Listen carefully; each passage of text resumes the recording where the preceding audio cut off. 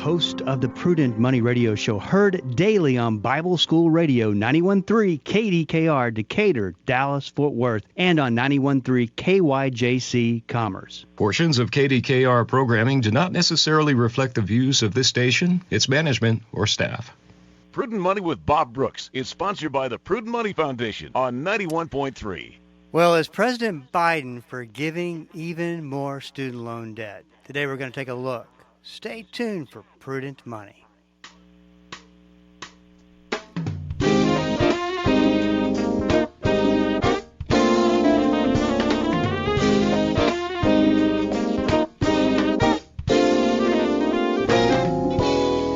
afternoon. This is Bob Brooks, and you are listening to the Prudent Money Radio Show. Thank you so much for joining me today. You know I do appreciate it. Well, the Biden administration said it would forgive $1.2 billion in student debt for nearly 153,000 borrowers enrolled in its new repayment program called the Saving on a Valuable Education, or SAVE plan. The relief will go to borrowers who have been in repayment for a decade or longer and originally took out $12,000 or less. Here to give us his thought on it is John Hupalo. John, always good to talk to you. I think before we talk about this plan, maybe give us a little bit of an update on the FAFSA fiasco. Hey, Bob, nice to be with you, and sorry that we have to continue talking about the ongoing FAFSA fiasco, which frankly just seems to get worse and worse as time goes on. So the very quick update is that the entire situation for families trying to understand what their eligibility for federal financial aid is still up in the air and a mess. And Bob, you'll appreciate this as one who at one point had to actually plunk down a down payment on May 1st. The colleges are expecting you to say on about May 1st, National Deadline Day, that, yeah, we want to come to your school. We're really excited about this, and here's the down payment. Well, this year, and what are we now, 8 or so weeks away from May 1st, families still have no idea how much federal aid their student is actually eligible for. It is a fiasco, debacle, disaster, whatever you want to call it, and it's not, frankly, getting any better. So where we stand exactly is that in the next week or two or three, the United States Department of Education said they will deliver to the schools the first round or the next round or a round of information about how much these students will be eligible for. So then these students can get their financial aid award letters with a firm commitment from the government saying we're going to give you a Pell Grant of this amount, some other aid of that amount, a work-study award, whatever it might be. So it's all up in the air. And not to get too far into this very sad saga, but literally, Bob, last week, the Department of Education announced that there was one more change that needed to be made to the formula. And so they went and said, we've got to make this change, so hold everything. And then 2 days later, the Congress passed a bill to reverse the Department of Education's claim that they need to fix this new formula. Oh, my gosh. Unbelievable. Let me ask you a couple of questions, John. First of all, between the last time we spoke and today, have things got worse? If that's even possible. And second, is this as bad as you could have ever imagined it getting, or could you even see it getting a little bit worse? Bob, I'm a pretty good pessimist when it comes to thinking about how the government is not going to implement very well, and I think they're just going to mess it up. And so I thought, okay, we sort of half-heartedly joked about this in the fall when we were saying they're going to make the FAFSA available sometime in December, and then when December was approaching, they said, well, we're going to do it by the end of December, and then at the end of December, they said, well, we're going to do a soft launch, which means we're going to have it out there, and then it turned out the form was almost unavailable to everybody except for like 2 hours on certain days, and it just continued to snowball. And the reason I say that I couldn't have imagined this is, would you really think that any government agency that had 3+ years to get this right would be in a situation where literally 10 weeks before they're supposed to give the parents need to give a down payment, the Department of Education saying we still don't know what the formula is supposed to be. So from that perspective, I don't think it could have gotten any worse. And again, as one who understands, because I have a company that makes software, and you know that there are going to be errors and bugs, and it's going to take a little while to get the software right. But my biggest beef with the U.S. Department of Education is that they had to have known sometime in the summer last year or early in 2023 that they were not going to make this deadline. And they should have come clean, and they should have told parents, this is going to be the problem. And instead, they tried to leak out all this good news about it's going to be sometime in December. And now here we are, the beginning part of March, and they still don't have it right. And they're still not telling people what's actually going to happen. So it's really sad, it's shameful, it's terrible, and I can't wait for this bad dream to be over for all these poor parents and students who want to understand how much money is the government going to give me next year so I can go to school. Yeah, it's quite unbelievable. If you had, because you've watched this very closely, excuse me, since last year, if you had to point to a reason for this being in such a mess, did they bite off more than they could chew? Did they not allow for enough time? Incompetence? No leadership? What do you think how could something like this really take place? I think you listed 4 or 5, so I'm going to say F or G, all of the above. I think it's a little bit of everything, and there'll be congressional inquiries that will tell us what the answer is. But don't forget, Bob, this was supposed to have been implemented a year ago, and about 2 years ago, the Department of Education said we're not going to be able to make this deadline. There's too much to do. We need another year. So I said, okay, great. You need another year. Take this extra year, get it right, and you see. And yes, what you're saying is absolutely right. I'm sure that they underestimated how difficult it was going to be to do this IRS linking, making sure that all those security protocols are right. I'll bet any money that the IRS software doesn't talk real well to any software at the Department of Education, so they had to do all of that, and probably 16 other things that I have no information about. But my instinct is that, yes, when they finally got down to the drawing board and figured out line by line of code what needed to be done, they probably realized they were at a time, which again is my point of they had to have known this a lot sooner than September 2023 that they were going to have a problem. So it's all water under the bridge, and for families that are living through this, this teeth gnashing doesn't help them, and that's really what I think the problem is, that we can't find a way to provide good, solid information to families. Early on, I would say, file your FAFSA as early as you can, and they couldn't. The blogs and the Facebook groups and the Reddit groups and all the rest of them are filled with people with really legitimate questions, asking great questions, and there are no answers, basically. It's really quite unbelievable.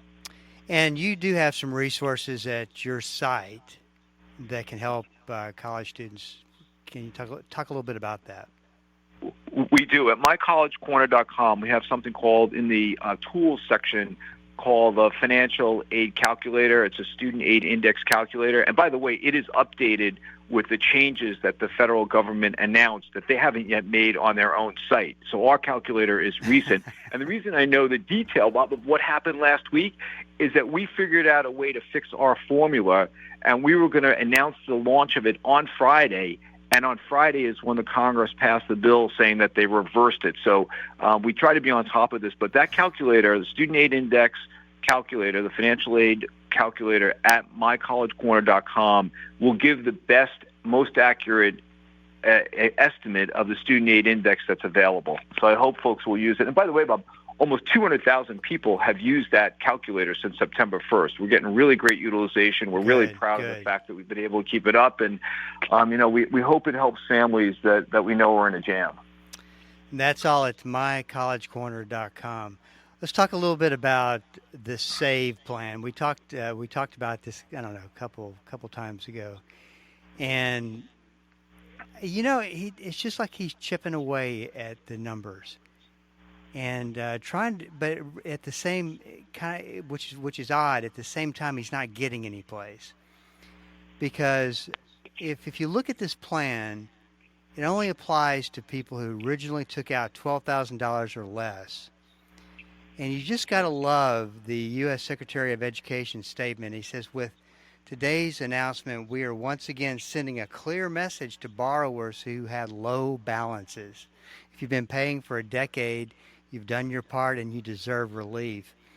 Well, they started out at $12,000 10 years ago. I mean, of course, they're going to be low balances. But what do you make of this? Because it just doesn't seem like any. I mean, I think, great that he's making efforts to get rid of student loan debt, but it doesn't seem like it's like all flash and no substance.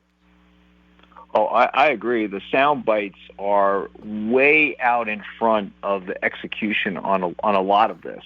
And I think you hit the nail on the head, Bob. This all stems, we remember that the Supreme Court ruled against the big $400 billion debt relief bill that the president wanted. And soon after that, he said, well, I'm going to get at it a different way. And so with this most recent announcement, he'll have about $138 billion of total debt relief. And your point's exactly the right one. Look at the fine print. And the fine print is you had to start with a balance of $12,000 or less. The average student loan debt in the country is about $37,000 or $38,000. So there weren't a whole lot of borrowers proportionally that had $12,000 or less to begin with. And by the way, Bob, if you had a $12,000 loan and you paid it over 10 years, the odds are you're going to be pretty close to paying that off if you haven't paid it off in 10 years anyway. So I think this is one of those things, and it is, look, another $1.2 billion of debt relief for a good group of borrowers. But the other side of the coin, and this is what I've had trouble with, on one level, I agree that debt forgiveness for students who got a bad deal, their school closed, they went to a fraudulent school, something happened where, actually through no fault of their own, they got stuck with some debt. Maybe there's a good group of those folks, and the president got it at a bunch of that. I think there's like $50 billion or so in that kind of debt relief. So, okay, that to me sounds like it's fair. The other side of the coin is, what about all those people who paid on time?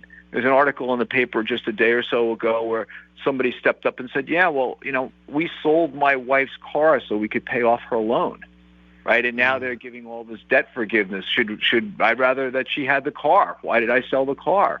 And the other point that was made is that there are a whole bunch of people in this country that are hardworking, they're paying taxes, they didn't go to college, and they're subsidizing the relief for those students who did go to college. And so there's this question, and for me, that's always been an underlying question of fairness. If I paid off my loan yesterday and you're going to forgive somebody else's loan tomorrow, or I have to take another loan, how does that really work out? And at the end of the day, the president made a campaign promise. He had the progressive wing of the Democratic Party with Chuck Schumer and Senator Warren and Senator Sanders and all those folks clamoring during those conventions and during the political elections of the last almost 10 years now, talking about this being a huge issue and we've got to do something. And so this is the way the president has gotten through his executive authority to get some debt relief. And the last of this, maybe we'll hear some more tomorrow night on Thursday with the State of the Union, where they're whispering now that, to get to your point, that they've done all this, but they're not getting credit for it. And so how do they, from a political angle, say that they may do and actually fulfilled a pretty important campaign promise? So, again, unfortunately, this has become a huge political football. Both sides of the aisle are going to kick it from one place to the other. And just like with the FAFSA fiasco, it's real people with real loans who are living with the consequences of the sound bites and the political football going from the left to the right. So it's really, I think in a lot of ways it's sad, again, but it is the reality, and I give people a lot of credit for trying to do the best and understand these programs and take advantage of them as best they can. it just amazes me how in most of these cases that they excuse me, they roll out these programs. It's not as it's not too obvious. I mean, if you look and you can see, you can tell it's just a bunch of headline numbers that don't mean anything. I mean, these programs are really obvious. You know what I mean? Talking about the low balances and maybe forgiving $1,000 or $2,000. And you talk about from a political standpoint. That's what I guess I don't understand is that if you add up all the numbers, I would guess it would be pretty impressive as far as how many people have been affected by a student loan forgiveness program. But yet, I don't think they're getting any credit for it because they're not talking about it. And I think part of that, and I agree, the other side of that coin is they have so much other bad stuff going on around the federal financial aid programs. It almost becomes a diversion. When I see these announcements, I think they want me to read this because they don't want to talk about the FAFSA fiasco, and they don't want to talk about all the other unrest on the campuses or on all kinds of issues that are going on there. So I think maybe politically, and again, I'm not a campaign manager, so I don't know, but I'm guessing that, I don't know if I want to talk a lot about student loan forgiveness because it's going to rile up the people who didn't have loans that were forgiven. It's going to rile up the people who think more of their loans should have been forgiven, and it's going to rile up the other side to give me something that they can poke at me with, right? So it's like, well, wait a minute, you want to go forgive loans, but what about my friend whose wife sold her car to pay off that student loan? Was that fair to her? And so this might be one of those situations where it's calculated at the highest level to be a lose, lose, lose, and maybe there's some better issues to try to get some votes around. It makes me wonder if you sat down, and I jotted down some ideas and would like to get ideas from you as well. It seems like that they could take this program and revamp it. To me, of course, and no big surprise, it seems like they're going down the wrong road to gain a solution. But do you think that there could come a day where they could really take this and make it fair? I hate to use the word fair, but make it to be an opportunity for everybody in some kind of a way, and make it beneficial, or is it just kind of a failed program to begin with? No, I think that it's a noble program to begin with. Helping kids get an education is what this country's about, right? And education, by the way, doesn't mean necessarily going to college. It means getting something that you need to be successful and something you're passionate about, right? Apprenticeship programs, the trades, whatever it might be, but something to take that high school graduate and get them excited about doing something with the next part of their life. And when you go right back to the beginning, the Higher Education Act of 1965, right? 1965 is when a lot of this got started. And at that time, Bob, from 1965 into the early 90s, the Higher Education Act was required to be reauthorized on a schedule. And if I remember correctly, it was every 7 years. And then all of a sudden, in the late 80s, early 90s, they started kicking the can down the road. And they said, we can't agree on a 7-year reauthorization. So there's this little piece, the student loan interest rates are not good, so we're just going to fix those. And they came up with a solution for that little problem. And then a few years later, another problem would come up. So it got away from this idea that we're trying to actually educate kids to, we have a problem. The student loan interest rates are too high, they're too low, whatever they are. There's another problem with repayment. And that's how we got to the situation where 2 years ago we had 9 student loan repayment options. The president's now putting this at least to 1, the SAVE program that they're trying to push everybody to. And so I think that your point's exactly the right one. Maybe this is a galvanizing time where the FAFSA fiasco and all the rest of the issues that we're having around the aid delivery program, the student loan forgiveness programs, all the rest of it, let's start over. Let's have the Higher Education Act of 2025 and make it modern, use the technology, and actually find a way to let kids who need money, free money, they don't have a lot of income and assets, they're at the underprivileged, underserved communities, let them get more grants. let's look at the loan programs for kids who really need it, middle-class kids who really need those programs, low interest, good repayment terms, not overbearing. And your point's it. Let's start over. But it takes political will to do that, and we haven't seen anything more than political sound bites. And I hope the will soon replace the sound bites so we can actually fix what has just become a gigantic mess.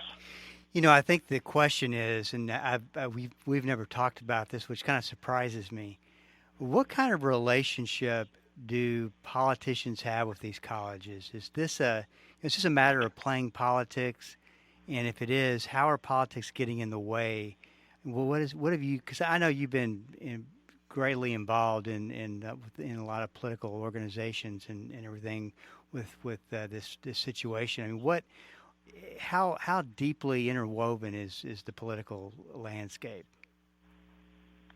Yeah, that is a great question because we haven't talked about it, and you don't hear many people talking about it. And I think part of the reason for that, it's another one of those areas that has really changed very fundamentally.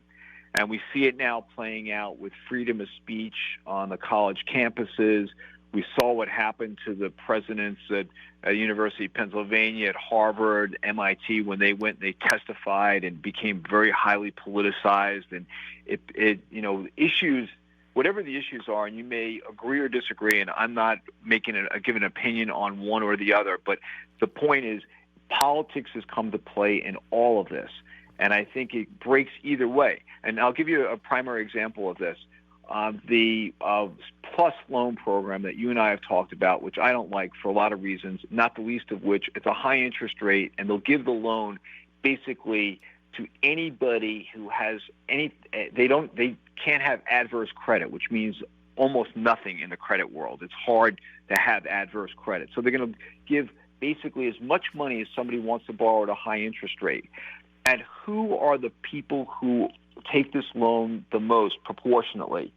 It's unfortunately African Americans, Latinos, and other groups, disadvantaged groups generally. Again, generalization. And who is the largest proponent of not trying to fix that program? It's some of the schools that serve those populations, like the historically black colleges and universities. Great schools, absolutely terrific schools doing really great work.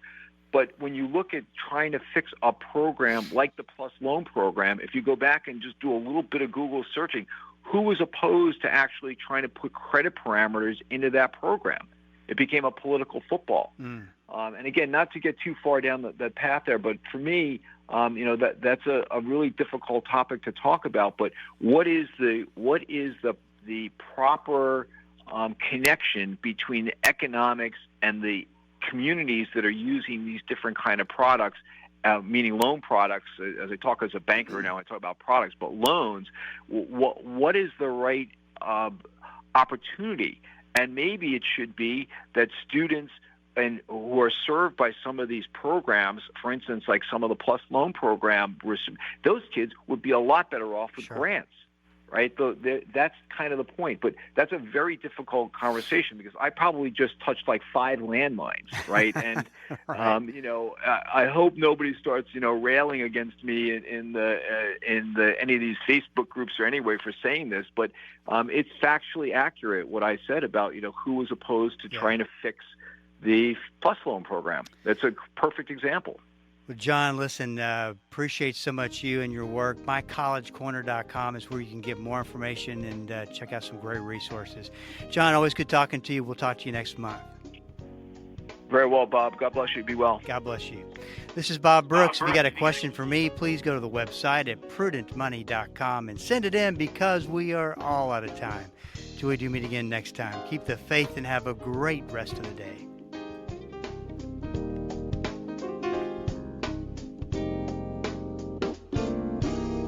That's all the time we have for today. Questions or comments for Bob, or to find out more great information like what you've just heard, visit www.prudentmoney.com. Be sure to join Bob Brooks again for the next edition of Prudent Money.